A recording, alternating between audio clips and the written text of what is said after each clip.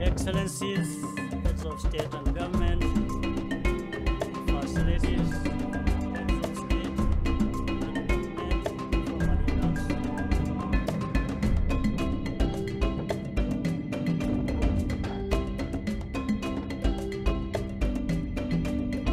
government, excellencies,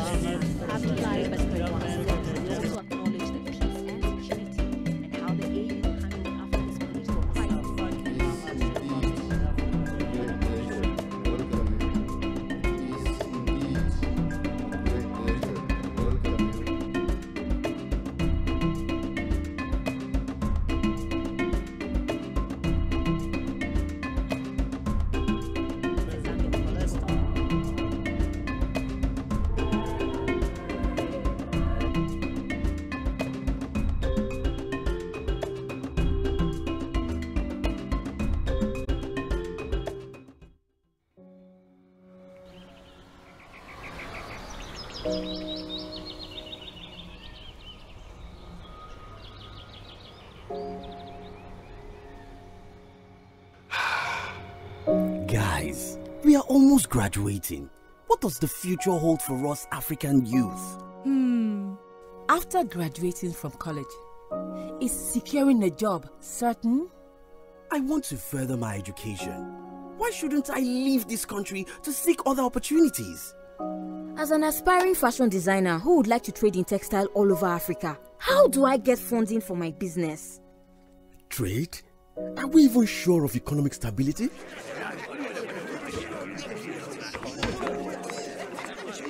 As for me, I just want to expand our family farm and set up a food processing company. But how can I easily transport and sell my goods to other African countries? Have you not heard of Agenda 2063? What is Agenda 2063? Agenda 2063 is the master plan for transforming Africa into a global powerhouse of the future by the year 2063. And ensuring that Africa's development is driven by investments that are sustainable and benefits all people, and that development activities will promote unity, self-determination, freedom, progress, and collective prosperity, pursued under the ideals of Pan-Africanism and the vision of Africa's Renaissance. Do you know Agenda 2063 aims to increase investment in key infrastructure, improved agricultural practices, and better management of our natural resources, as well as access to quality health and education to enable Africans to unlock their full potential? And with a well-educated society and empowered people, our communities will thrive as Africans actively participate in decision-making to promote good governance, democracy, respect for human rights, and the right to live in stable and peaceful societies. And a peaceful and secure Africa will provide the right environment we desire for growth and development, productive employment, and decent work for all. We can build more world-class infrastructure, sustain industrialization, and foster innovation as we invest in the blue ocean economy, agriculture, advanced technology, transportation, health, renewable energy, commerce, and finance, and even outer space technology, translating into a better standard and quality of living for all African people.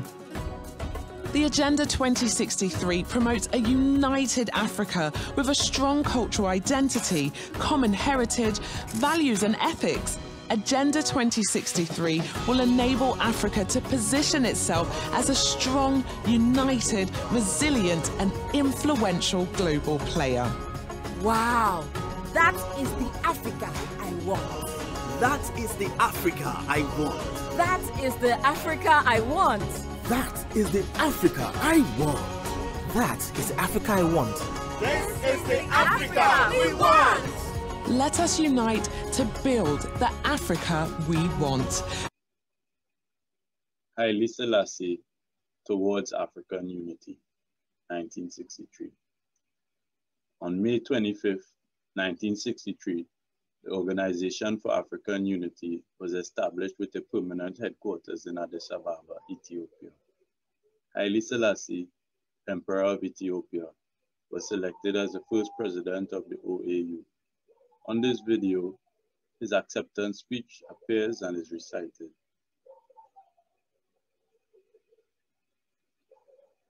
This is indeed a momentous and historic day for Africa and for all Africans. We stand today on this stage of world affairs before the audience of world opinion. We have come together to assert our role in the direction of world affairs and to discharge our duty to the great continent whose 250 million people we lead. Africa is today at mid-course, in transition from the Africa of yesterday to the Africa of tomorrow. Even as we stand here, we move from the past into the future. The task on which we have embarked, the making of Africa, will not wait. We must act to shape and mold the future and leave our imprint on events as they slip past into history. We seek at this meeting to determine whether we go and to chart the course of our destiny. It is no less important that we know whence we came. An awareness of our past is essential to the establishment of our personality and our identity as Africans. The world was not created piecemeal. Africa was born no later and no earlier than any other geographical area on this globe. Africans no more and no less than other men possess all human attributes, talents and deficiencies, virtues and faults. Thousands of years ago, civilizations flourished in Africa, which suffered not at all by comparison with those of other continents. In those centuries, Africans were politically free and economically independent. Their social patterns were their own and their cultures were truly indigenous. The obscurity which enshrouds the centuries which elapsed between those earliest days and the rediscovery of Africa is gradually being dispersed. What is certain is that those long years Africans were born, lived, and died. Men on other parts of this earth occupied themselves with their own concerns and, in their conceit, proclaimed that the world began and ended at their horizons. All unknown to them, Africans developed in their own pattern, growing in its own life, and in the 19th century, finally re-emerged into the world's consciousness. The events of the past 150 years require no extended recitation from us. The period of colonialism into which we were plunged culminated with our continent fettered and bound, with our once proud and free peoples reduced to humiliation and slavery, with Africa's terrain cross-hatched and checkerboarded by artificial and arbitrary boundaries. Many of us, during those bitter years, were overwhelmed in battle, and those who escaped conquest did so at the cost of desperate resistance and bloodshed. Others were sold into bondage as the price extracted by the colonialists for the protection which they extended and the possessions of which they disposed. Africa was a physical resource to be exploited, and Africans were chattel to be purchased bodily, or at best, people to be reduced to vassalage and lackeyhood. Africa was the market for the produce of other nations and the source of raw materials with which their factories were fed. Today, Africa has emerged from this dark passage. Our Armageddon has passed. Africa has been reborn as a free continent, and Africans have been reborn as free men. The blood that was shed and the sufferings that were endured are today Africa's advocate for freedom and unity. Those men who refused to accept the judgment passed upon them by their colonizers, who held unswervingly through the darkest hours to a vision of Africa emancipated from political, economic, and spiritual domination, will be remembered and revered wherever Africans meet. Many of them never set foot on this continent. Others were born and died here. What we may utter today can add little to the heroic struggle of those who, by their example, have shown us how precious are freedom and human dignity, and of how little value is life without them. Their deeds are written in history. Africa's victory, although proclaimed, is not yet total, and areas of resistance still remain. Today, we name as our first great task the final liberating of those.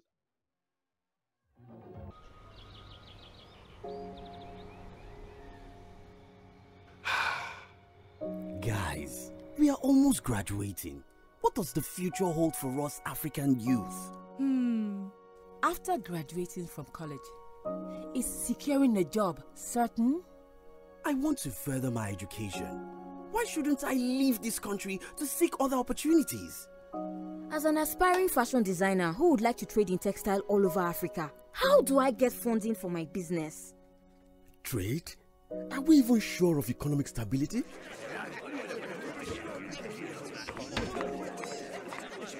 As for me, I just want to expand our family farm and set up a food processing company. But how can I easily transport and sell my goods to other African countries? Have you not heard of Agenda 2063? What is Agenda 2063? Agenda 2063 is the master plan for transforming Africa into a global powerhouse of the future by the year 2063, and ensuring that Africa's development is driven by investments that are sustainable and benefits all people, and that development activities will promote unity, self-determination, freedom, progress, and collective prosperity pursued under the ideals of Pan-Africanism and the vision of Africa's Renaissance. Do you know Agenda 2063 aims to increase investment in key infrastructure, improved agricultural practices and better management of our natural resources, as well as access to quality health and education to enable Africans to unlock their full potential? And with a well-educated society and empowered people, our communities will thrive as Africans actively participate in decision-making to promote good governance, democracy, respect for human rights, and the right to live in stable and peaceful societies. And a peaceful and secure Africa will provide the right environment we desire for growth and development, productive employment and decent work for all. We can build more world-class infrastructure, sustain industrialization and foster innovation as we invest in the blue ocean economy, agriculture, advanced technology, transportation, health, renewable energy, commerce and finance, and even outer space technology, translating into a better standard and quality of living for all African people. The Agenda 2063 promotes a united Africa with a strong cultural identity, common heritage, values and ethics. Agenda 2063 will enable Africa to position itself as a strong, united, resilient and influential global player. Wow, that is the Africa I want. That is the Africa I want. That is the Africa I want. That is the Africa I want. That is the Africa I want. This is the Africa we want. Ethiopia has appreciated the decision of the African Union member states to convene the 35th AU session here in Ethiopia in person. But there have been just some lobbying from the Western countries against this move. And this shows the current African leaders, like their predecessors, acknowledge Ethiopia's historic and unwavering stance to advance African and Pan-African agendas. And the implications of hosting the summit here in Addis Ababa are quite immense, and it will demonstrate peace and stability in the country, which is fundamental in Ethiopia's fight against a global campaign of tarnishing the country's image. This is our weekly roundtable. I'm joined here in the studio by Dr. Antene Getachew from Ethiopian Strategic Affairs Institute, and he's a senior researcher there, and also Binyam Alamayo, editor-in-chief at ABC English. And thank you, both of you, for coming to the studio. Glad to have you. Okay.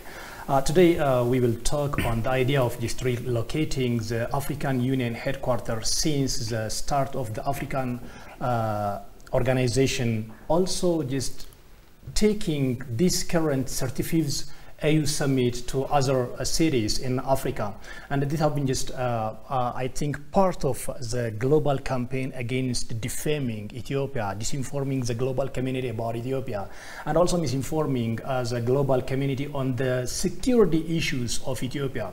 There have been just lots of issues, I mean misinformation, like Addis Ababa is to fall under in the hands of the TPLF and so on, and many embassies, many Western governments and their embassies here on Addis have been just releasing some ungrounded information regarding the security situation of here on Addis. And now the current AU session is just to be moved, but the African Union decided in the favor of Ethiopia, and particularly the favor of Africa, I can say, because it is just an issue of Pan-Africanism, and it is an issue of deciding for Africa by Africanists. And what is just your reaction on this issue? Let me start from you. Thank you so much for having me here and requesting me to give my reflection on this very pressing and timely issue regarding the 35th AU summit to be held in here Addis, and it was really just announced before to relocate the headquarters, or not actually in the real sense of the matter, the headquarters, rather the hub of the summit from Addis Ababa. Okay. But in a very recent times, the decision has been revoked by the AU leaders. That was a good news, and the Prime Minister have already give due credit for deciding, just thinking critically about it. Is not an issue of Ethiopia, it is not an issue of some country in Africa or a sub-region, rather it is an issue of all black people, because it has some symbolic importance regarding the relocating or revoking their decision. So here, let's see these two things first, historical and the pertinent problem that Ethiopia is in. Historically, there are attempts by external or colonial powers or imperialism that the symbolic meaning of Ethiopia is highly attached with Pan-Africanism. Historically, there are some points that we cannot smash down why Ethiopia becomes the center of Pan-Africanism or the center of the AU headquarters here. One, it is all about the black people defiance. That is one symbolic meaning. Ethiopians of the black people, which give rise to a ray of hope for the rest of the black people who are spread all over the world, including the Caribbean, in the US, in Europe. That give a ray of hope for all the black people in the early days of King Menelik and later to the day of Emperor Haile Selassie. So we cannot smash down this. This is a historical fact. Relocating the headquarters from Addis Ababa is not as simple as what we think. The other problem that they use as a pretext is that the political quagmire and crisis that Ethiopia is presently with an internal civil war or an internal crisis in the northern part of Ethiopia. They use as a pretext, of course, thinking about security issue should be a concern for any human being, including the Western. I don't blame the situation in that way. But if there are betterments, security betterments every time, there will not be any kind of announcement or press releases from the concerned, but especially from the State Department and the responsible embassy of the US embassy here in Addis, renouncing or just reconsidering the decision, or just maybe security alarm. This is a problem. So there might be some kind of, they already set an agenda, and they give it to the media, the Western media. They bring it into public attention. Finally, they are going to make it into policy action. This is a procedure. So we can see that there is some kind of, internally in Africa also, there is just a kind of bone of contention to have the headquarters in their own city, capital towns.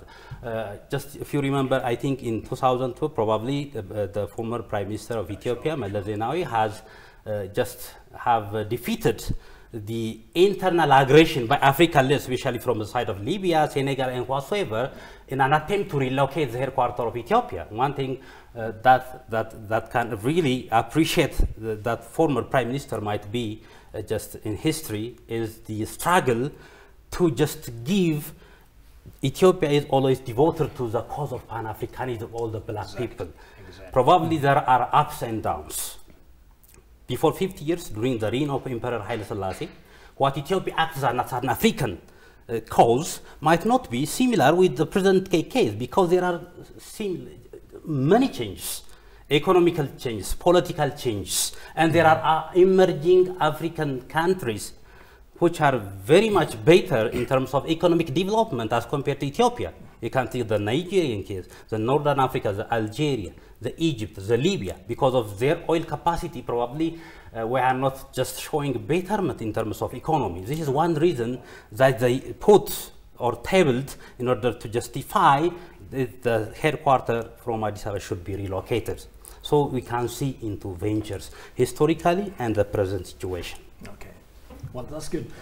As you said, just you mentioned that it is the US that is just leading this campaign, because it has been just the US that more than maybe 5 times, to my knowledge, that has been just renouncing a lot of ungrounded information about the security situation at Addis Ababa and letting the its citizens to get out of Addis. But in fact, they have not done that. What they did instead is just coming to Ethiopia, flocking to Ethiopia. A number of US citizens I can witness in different events that I've been just covering.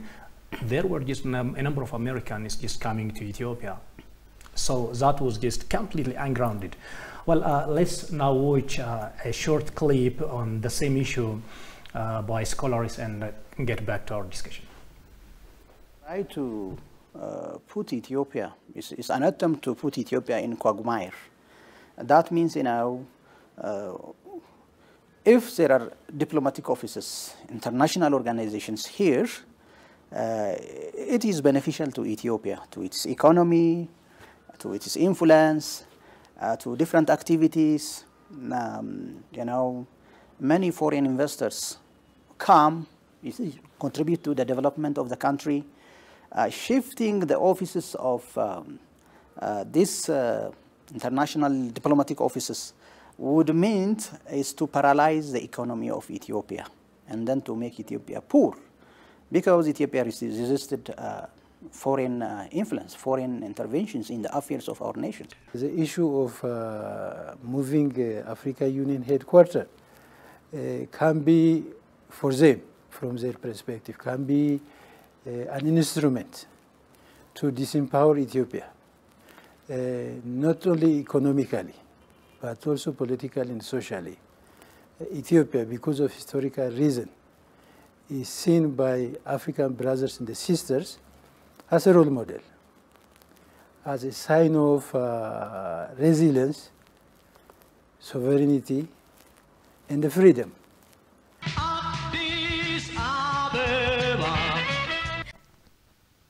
Okay, Binyam, can you just reflect on what he has said? He's just an economic expert, and he tried to say things in economic terms.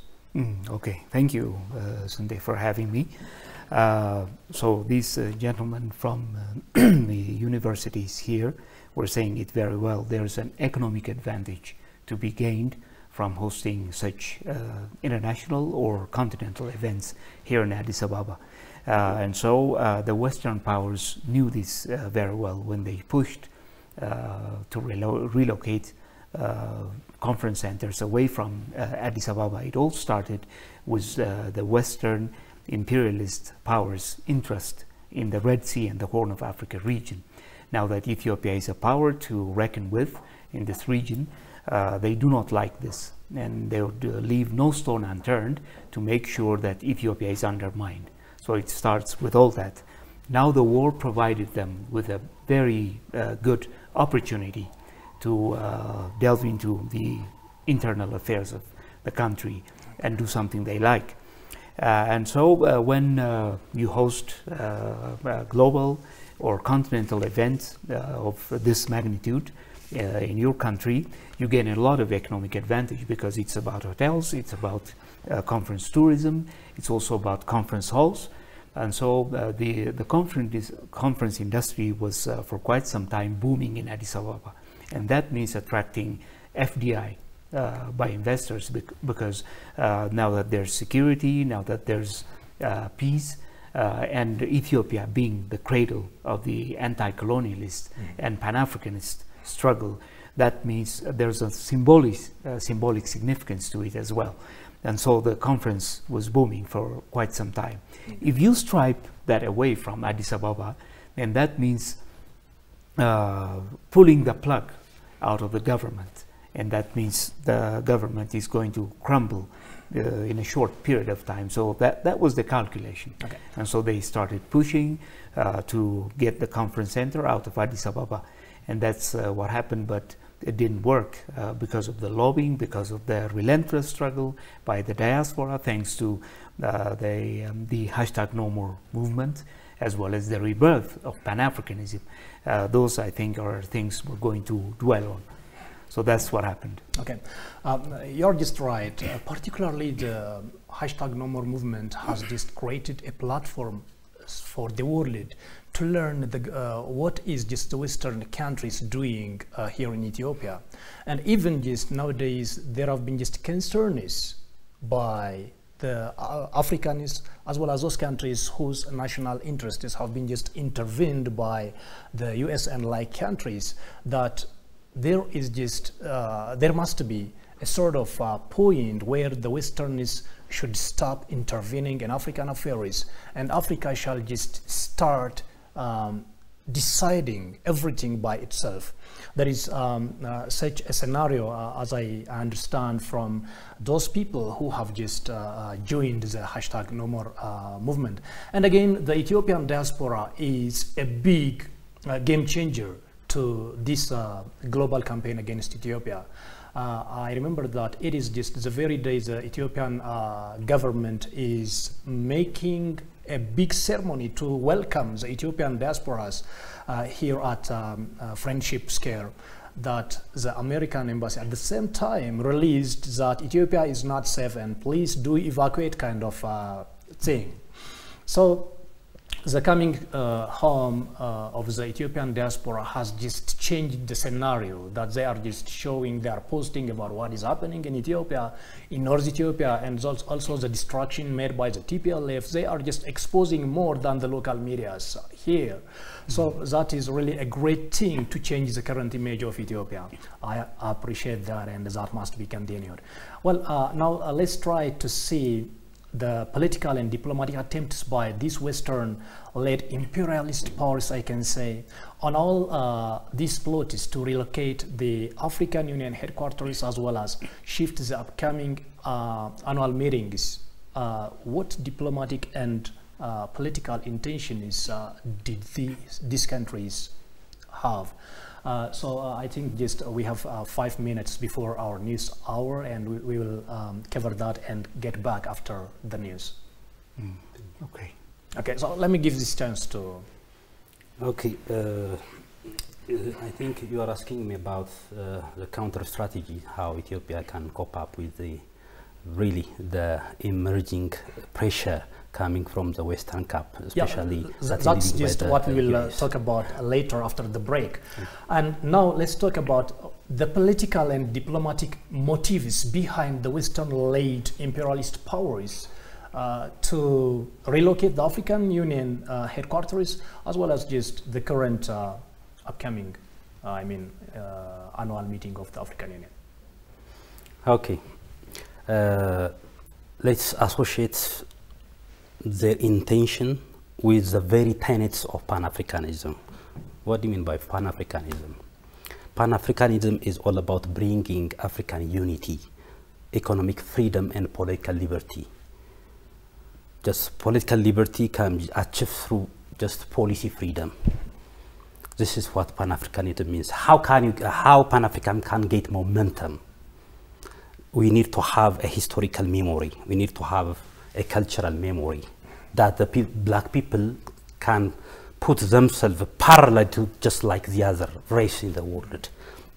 A good, important symbolic significance is Ethiopia and only Ethiopia.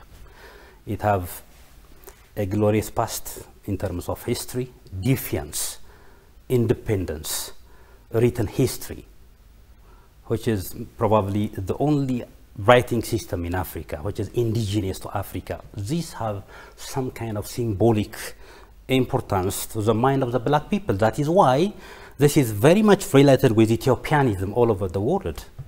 You can go to maybe the Caribbean world, maybe the Rastafarians, or the black everywhere. So they take Ethiopia as a symbol of freedom that black people can think and can equate in them just like other human beings. This is very much important. So whenever Ethiopia is struggling with imperialism, or neo-colonial forces, the Western camp well understood that it is very much difficult and it takes to the wrong way. The hashtag normal movement showed this.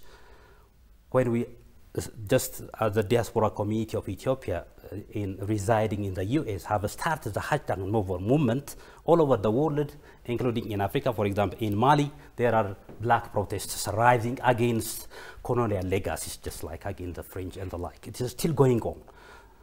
Our African brothers from different areas, just like from Uganda, South Africa, joining the campaign because they know in history, they have a good memory. Regardless of this, regardless of what Ethiopia has been economically whatsoever, we might be poor.